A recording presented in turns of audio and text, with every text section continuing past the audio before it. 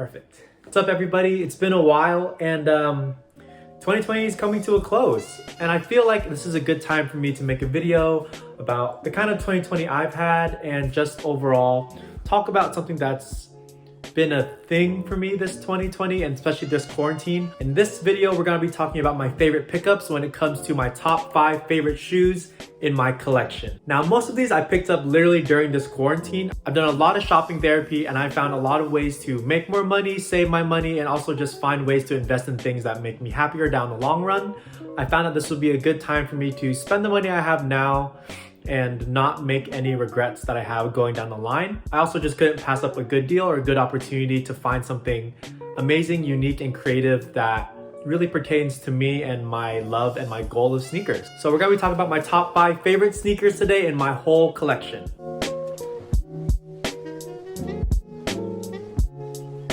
So this isn't on my list, but it's definitely an honorable mention. This is probably my first grail ever as a sneaker collector. This is the Air Jordan 1 in the royal colorway. I have the vintage-ish lavender laces on there to match with the royal blue up top, but this is the shoe that basically got me into sneakers.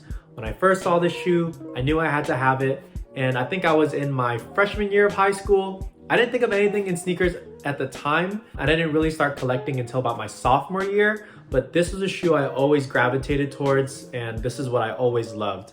Unfortunately, I got into sneakers probably around the Kanye era, so that was really rough for me, knowing that these shoes were going for upwards to about $1,000. This model right here, the Air Jordan 1 in the royal blue, has always been something that's been very important to me, and the moment I graduated college, the day of my graduation, I actually pulled the trigger on eBay for these for $180.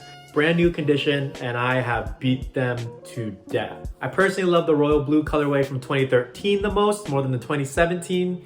Even though it's not as royal of a blue and it's more of like a purpley, darker blue, I like that. It works a lot better with more outfits, and I find that I can wear it more often and I can beat it up a whole lot more. The quality doesn't feel as good as the 2017s, but this shoe means everything to me. So this is the honorable mention for the start of my top 5 favorite sneakers in my collection, the Air Jordan 1 Royal 2013.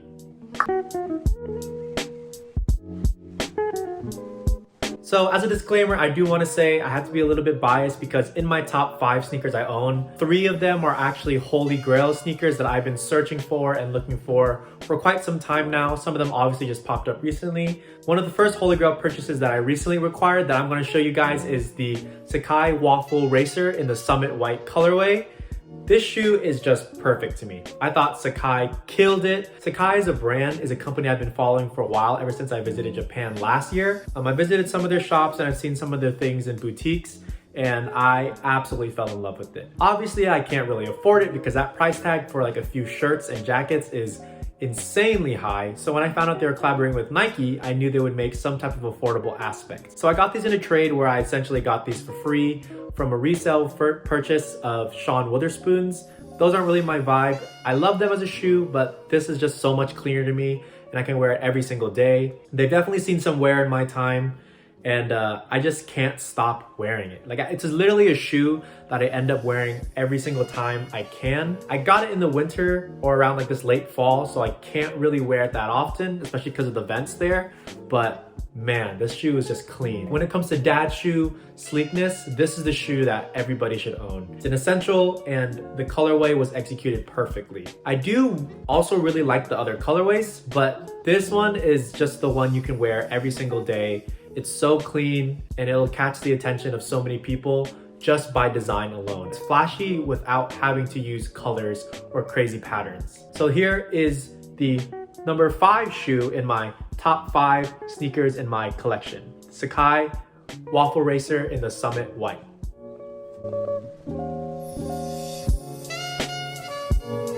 So the next shoe I have here, it's not a holy grail, but it is definitely a big grail. It is the 2020 Kobe 5 Bruce Lee's.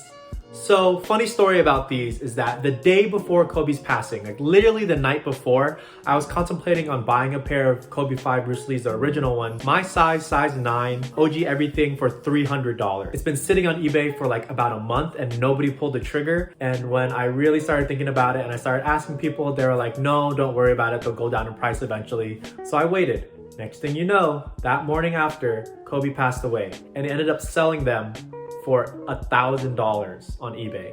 That exact same pair. So I will say though that this is a grail. Bruce Lee being a not a Seattle native, but he's a local Seattle legend who grew up here. He raised a lot of people here. He raised his family here. There's so much lines of lineage for his Kung Fu that rely on Seattle and so much of an impact that he's made in the Seattle community. And as a UW alum, this is a shoe I had to have. Kobe Bryant, my favorite basketball player, and probably my favorite athlete of all time. Just his mentality and the way he went about carrying himself, it's a beautiful thing to watch, and his game is something that we'll never be able to see replicated ever again. So having Bruce Lee, Game of Death, shoe, and Kobe put together, this has always been a grail for me. I don't know when I will wear this because it's kind of crazy, but I've always loved black and yellow. If any of my high school homies know, I always talked about the Bruce Lees and Royal One. I did own a pair of Bruce Lees back in high school because I picked them up for like 150 bucks. So this is the Kobe 5 Bruce Lee. What a statement piece, man. Like just what a beautiful shoe to look at. Especially those 4 lines for the marks on his chest from the Game of Death. It's just amazing. I would say though, Nike dropped the ball on these because they did not include black or red laces like the original ones did. These ones came with only the yellows. It's okay, I prefer the yellows the most, but the red laces sometimes just help this thing pop so much more, and the blacks help tone it down whenever you need it. So move on to the next shoe, but this one is the Kobe 5 Bruce Lee.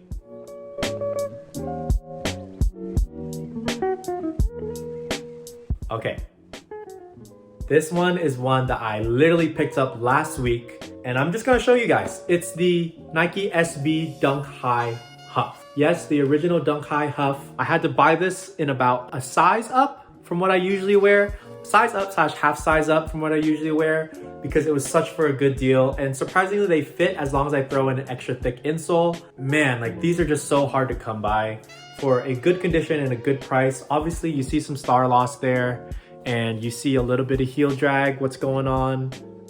But the uppers are clean. Like there's no fading on the tie-dye, the crackling is all there. This is a collection piece. And obviously I'm gonna beat the hell out of these because they're worn, so why would I stop wearing them? So this was designed by Huff in the Bay Area, so that they're, as you can see, they're in the Giants colorways. It also represents the hippie movement that was going on in the Bay Area in Northern California at the time, which represents the tie-dye, and just showing the vintage and the wear and the leather working of the Bay Area. It's perfect. Like, this shoe is literally perfect to me. This shoe, I would say, really got me into the game because my brother was into sneakers and this was his holy grail. So I always constantly heard about it. I always saw him looking it up and I continually fell in love. No matter what, throughout my last 10 years of collecting sneakers, it was so hard to find a size 8 to 9.5 anywhere, and even for a decent price. So shout out to the Sneak City for these. I was not gonna miss out on owning this pair.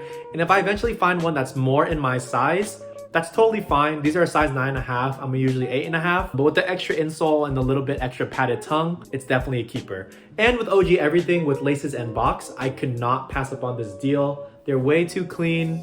And this is just, it's an incredible sneaker. What can I say? I'm speechless every time I look at it. The craftsmanship. I'm surprised prices didn't go up after Keith Huffnagel unfortunately passed away earlier this year. They stuck around their decent price range with DS and 9.5. These are going about $3,000. So what I paid is not a bad price whatsoever. So the Nike SB Dunk Huff High, that's the number 3.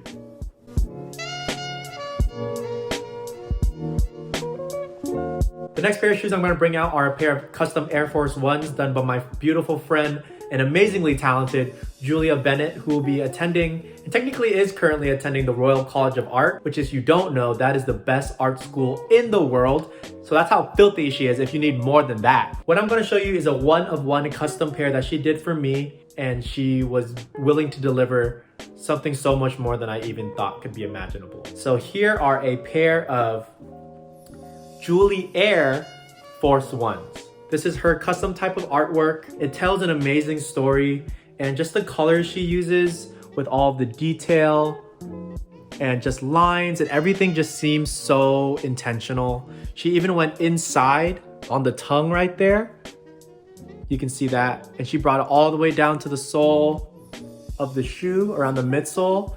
And just the way the colors work and blend, like this is literally an art piece. Julia, you are extremely talented. You are incredible. You killed this. You did so much more than I thought you would.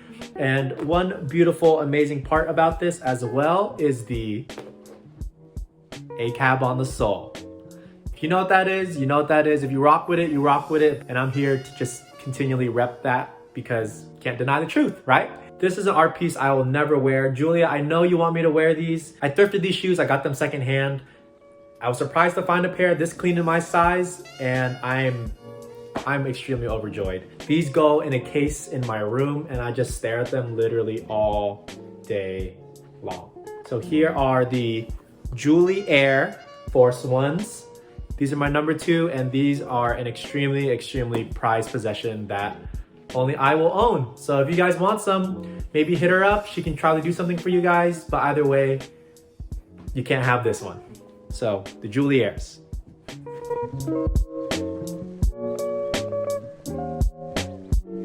And for my number 1 sneaker of all time, not even just in my collection, like literally my favorite sneaker ever. This was bestowed to me by Gusto de Ninja on Instagram. He worked with me on a price and he was able to get me my holiest holy of grails, which is the Biotech Atmos Air Max 1 from 2003, I believe, 2003. These came with OG everything. It came with the box, original tissue, and the arch supports. If you know about that, you really know your sneakers about Air Maxes.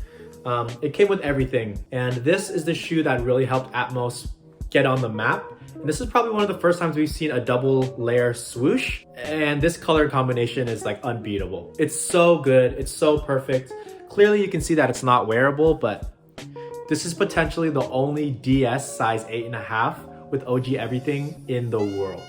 Literally, they haven't even been laced up yet. They still come factory laced and untouched. They haven't touched the ground. They haven't been on my foot at least. And this is the shoe that I've been wanting ever since high school. The color combinations on this are, they don't work, but they work in such a beautiful way, right? So you have the chocolate browns with the beige sole and then the gum bottom, which everybody loves a gum bottom. It's the cleanest thing you can put on any sneaker, period. With the black, like this is literally the only black on the entire shoe, but it helps tie it all together with the beiges and the browns and the tans, the random purple with the white layer behind it and the white patches on the toe and on the back panel. And then they don't do these anymore, but the gold stitched mini swoosh and the gold Nike heel on the back with the gold lettering on the tongue. That is just something you never see on Nike shoes anymore. This is the sneaker that I've been wanting for my entire life. I have it in my size. I got it for an extremely good price. You won't even see these on StockX, and you probably will rarely see them on GOAT or even Grailed, but this is the shoe that I am most proud to own, and I'm speechless every time I look at it. This also goes in a case because I want to make sure that nothing happens to it, and I want to make sure that I can eventually wear them once I can find a sole swap. So the Nike Air Max 1 Atmos Biotechs 2003, my holy grail and my number 1 favorite shoe in my entire collection.